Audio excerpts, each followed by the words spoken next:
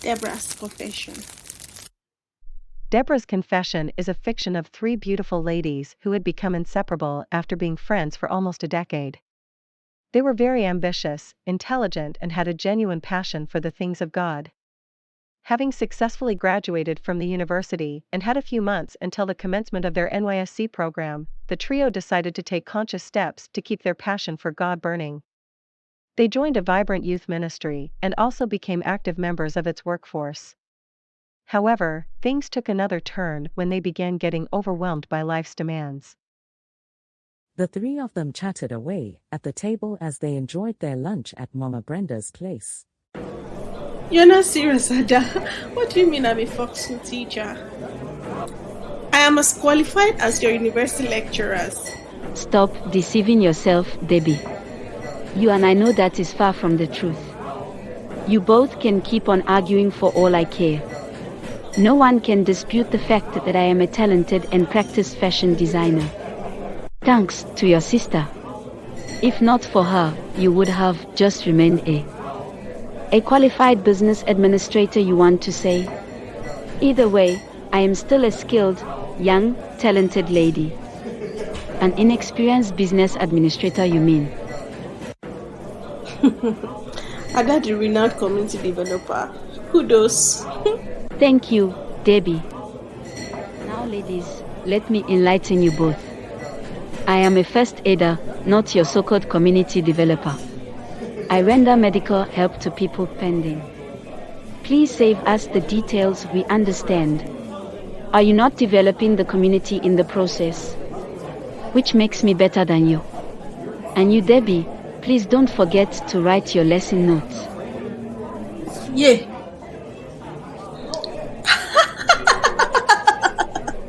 You know, we need to be grateful to God for how far He has brought us. You are right, Debbie. He is a faithful God, and to Him alone be the praise. This was a rare moment the three friends sincerely cherished. They were hardly ever together for at least 5 years now. Schooling miles apart had caused an unavoidable strain on their friendship. After their success in the university entrance examination, the trio had picked up their courses of study at different prestigious universities in the country. Tina had opted to study business administration at the University of Ibadan, while Ada went for science laboratory technology at the University of Benin. Debbie, on the other hand, pursued her study in mathematics and statistics at Adebimpe Odefunsho University, where her father lectured. The three of them were together during festive seasons, but it was difficult having ample time together. They were either distracted by the bustling activities going on around or being caught up in the activities themselves. Now that the three of them are awaiting their call for the National Youth Service, the renowned National Youth Service Corps, NYSC, program, they couldn't wait to grab and enjoy the opportunity that came checking on them.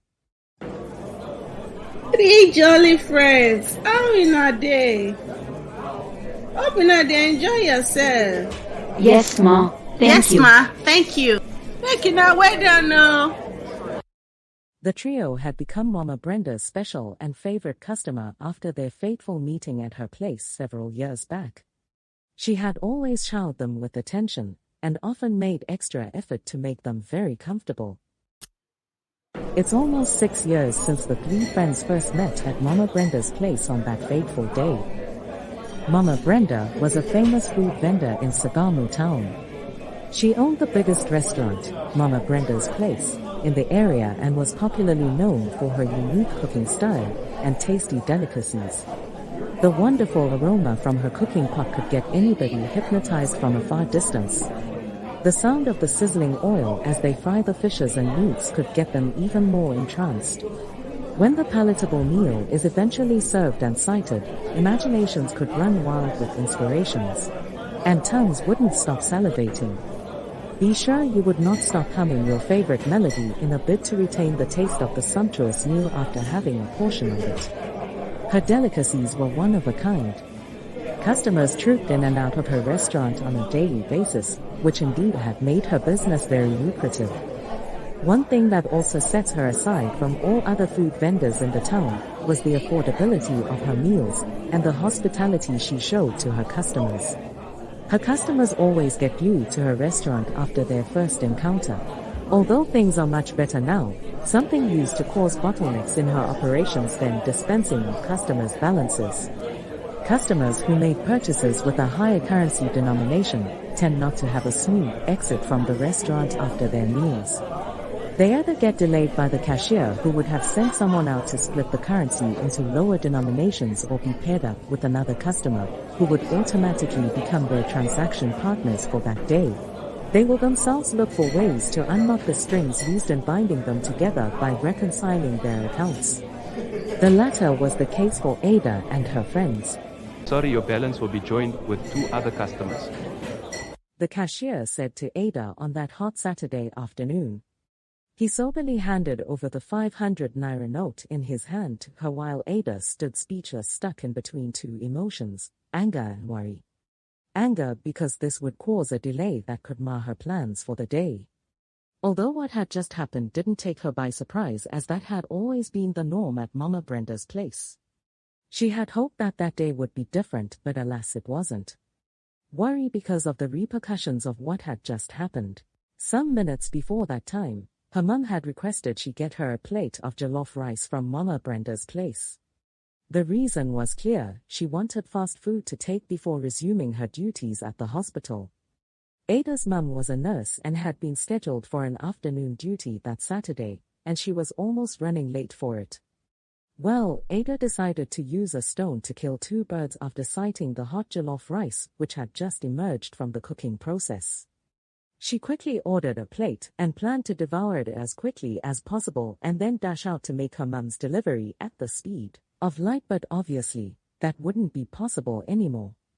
She reluctantly collected the money from the cashier and looked in the direction of the 2 other customers. Standing and frowning at the cashier were Tinu and Debbie. They looked frustrated and very angry. At that moment, Ada knew she was in for a deep mess. She thought to leave her balance with them, but this will definitely make her mum angrier. How do we share this money, ladies? My share is 100 naira and I urgently need it for my transportation fare home. Well, mine is 200 naira, and I'll be very glad if you can do the sharing as quickly as possible. Tino, who had just run an errand for her sister, was very tired and cranky. She had gone to buy some embroidery materials from the town's central market for her sister, who was a renowned fashion designer. She had toiled for hours before getting the particular design that matched her sister's request. Getting the exact match wasn't the only thing that was of priority, its prompt delivery was very important as well. Her sister had been off and on with a quarrelsome and choosy customer who had been changing and returning her dress styles for days. She had even threatened to withdraw her patronage if her dress didn't meet the required specification when she came for the collection that evening. It had been a rough time with her.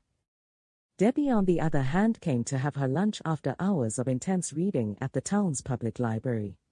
She was famished and had no choice but to check in with Mama Brenda for a filling delicacy. Reading on Saturdays had been a routine she had observed in preparation for the upcoming university entrance examination. At that point, her only worry was her parents. To be seen idling away at a place she never told them about was as potent as a case in the law court. Her mother, Mrs. Smith, would ask a ton of questions about every little detail she saw. She would even demand that her questions be answered in relation to Debbie's father's possible response to them. "What do you think your dad would say if you had told him that?" Mrs. Smith would ask all over and over again. She was a moving questionnaire. Little wonder why she was a teacher by profession and a university lecturer's wife. Debbie couldn't imagine leaving her balance with them, because she had many plans on how to spend it. After a minute of silence by all parties, Debbie finally made a suggestion. You know what? I think we should go outside to see if we can split it from some roadside vendors. What do you think? They both agreed with her, and they confidently stepped out of Mama Brenda's restaurant to see how they could accomplish their new task together. After they had gone to about 3 vendors and their efforts were fruitless, they decided to stop and re-strategize. This is not working and I am seriously running out of time. I have an idea. If you don't mind, ladies, can we try buying something, anything at all, and possibly get a balance from the purchase, which we can subsequently share amongst one another? Tinu looked away, a little disappointed at Ada's suggestion. She expected more. She wanted a more feasible solution.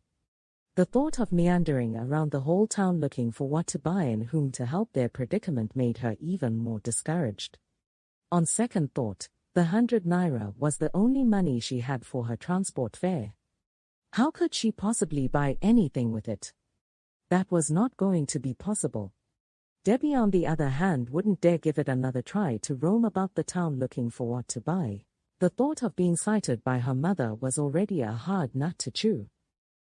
From the look on Debbie's and Tinu's faces, Ada knew her suggestion wasn't going down well with them. She then suddenly burst into tears. Debbie and Tinu looked at Ada with amazement. They were shocked at her sudden outburst of emotion. Not only was it totally uncalled for, but it was also very effusive. It was then they both realized that Ada might be in a more complicated situation. What's wrong? Why are you crying? I am finished. Ada said, crying out even louder. She told Tinu and Debbie what was at stake if she didn't return home on time with the balance. She explained to them that her house was just by the corner and her mum will not accept any explanation for her lateness. She also convinced them that she was sure she would be able to split the 500 naira note when she got home.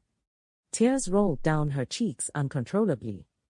After listening to her for a while, Debbie and Tinu felt pity for Ada. They knew they had to give her a priority. We will go with you to your house and explain how things are to your mother. Ada was surprised. She quickly dried her face with her palm. She looked at Tinu and then Debbie, who was smiling and nodding in agreement with what Tinu said. You may lead the way now. You don't want to waste any more time. Ada could not hide her joy. She smiled widely and thanked her new allies profusely. The three of them headed for Ada's house and hoped to turn the situation around for good.